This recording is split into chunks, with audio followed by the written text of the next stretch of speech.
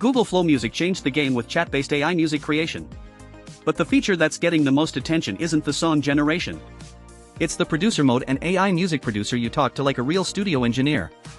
In this video, I'm going to walk you through producer mode step by step. How it works, how to use it effectively, and the specific techniques that get you better songs faster. Let's get into it. Producer mode is the core interface of Google Flow Music. Instead of typing a single prompt and hoping for the best, you open a chat with an AI producer. You describe what you want. It creates something. You give feedback. It adjusts. You can go back and forth as many times as you want, refining every detail until the track is exactly what you imagined. This is fundamentally different from Suno or Udio. Those tools are like a vending machine, put in a prompt, get out a song. Producer mode is like a recording session. You're in the room with an engineer who can make any change you ask for. Here's how to use it effectively. First, start with a vision, not a prompt. When you open producer mode, don't just type "make a pop song." Describe the feeling, the references, the context. Something like this. I want a track that feels like driving through a city at 2 a.m. after it rained. Modern R&B with synthwave influences. The weekend vibes but softer. Something melancholic but still makes you want to move. This gives the AI producer a rich creative direction to work with. It understands not just the genre, but the emotion, the atmosphere, the reference points. Second, iterate in layers. Don't try to get the perfect song in one go. Build it piece by piece. Step 1, get the instrumental right. The bass feels a bit heavy in the verse, can you bring it down and make the hi-hats more present? Step 2, refine the vocals. The vocals in the chorus are good, but can you add some harmonies in the background? Step 3, adjust the structure.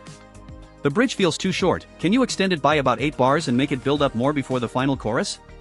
Each iteration costs a credit, but the result is a song that's been crafted with intention, not just generated by chance. Third, use specific musical language. The AI producer understands professional music terminology. Instead of "make it faster," say "bring the tempo up to around 105 BPM. Instead of "make it sound bigger," say "add a wide stereo spread with doubled guitars pan hard left and right." Instead of "the vocals sound weird," say "reduce the reverb on the vocals, add some subtle compression, and boost the high end around 8 kHz. The more precise your language, the more precise the result. Fourth, save your best flows. When you find a producer conversation that produces great results, save it as a flow. You can reuse it as a starting template for future tracks. Over time, you'll build a library of reliable creative workflows. New project? Load a proven flow and start from there. Fifth, use the remix feature within producer mode. Once you have a track you like, ask the producer to remix it in different styles. Take this track and give me a stripped acoustic version. Remix this with a drum and bass beat at 170 BPM. Create a lo-fi version with vinyl crackle and muted drums. This is how you get multiple variations of the same song for different contexts without starting from scratch. Now let me show you a real producer mode session from start to finish. I start by describing the vibe. I want an indie pop track with dreamy guitar textures, soft male vocals, and a chorus that feels like a wave crashing. References: early Bon Iver meets modern day glow. Tempo around 120 BPM. The AI generates a first version. I listen. The verse is good, but the chorus doesn't hit hard enough. I tell the producer. The chorus needs more energy. Add layered vocal harmonies, bring the drums up, add a synth pad that swells into the chorus. It generates a revision. Better. Now the bridge feels out of place. Can you shorten the bridge from 8 bars to 4, make it more stripped back, just piano and vocals, then have the final chorus come in full force? It revises again. Now I'm happy with the structure, but the mix needs work. Reduce the reverb overall, add a slight high-pass filter on the guitars to clean up the low end, boost the vocal presence around 3 kHz. Final revision. The track sounds professional. It has dynamic contrast.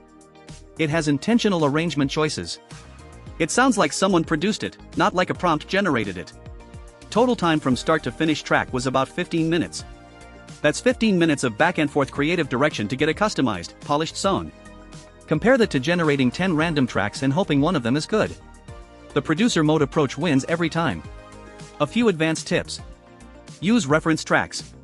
Make the kick drum sound similar to the kick in Billie Jean by Michael Jackson. The AI understands references and can approximate production qualities without copying the actual song. Use emotional direction. The bridge should feel like a moment of doubt before the triumphant final chorus.